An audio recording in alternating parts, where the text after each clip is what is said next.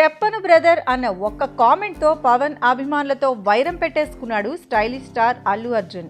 ఇటీవల ఖైదీ నెంబర్ 150 ఫంక్షన్లోనూ పవన్ అభిమానులు చేసిన రచ్చ అంతా ఇంతా కాదు.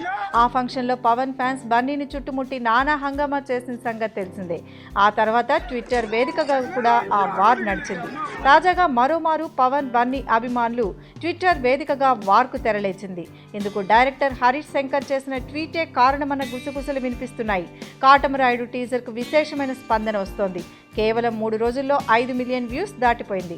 మెగా కాంపౌండ్ అంతా టీజర్పై స్పందించిన అల్లు అర్జున్ అల్లు ఫ్యామిలీ నుంచి ఎలాంటి స్పందన లేదు.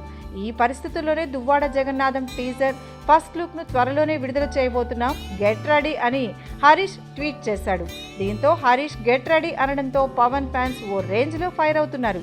దీంతో అల్లు అర్జున్ సినిమాను తాము చూడమని హరీష్ శంకర్ ట్వీట్ను రీట్వీట్ చేశారు. ఇటు బన్నీ అభిమానులు కూడా వారి ట్వీట్లకు ఘాటైన సమాధానంతోనే స్పందించారు. ఈ కొత్త వార్ ఎటు దారి తీస్తుందో చూడాలి.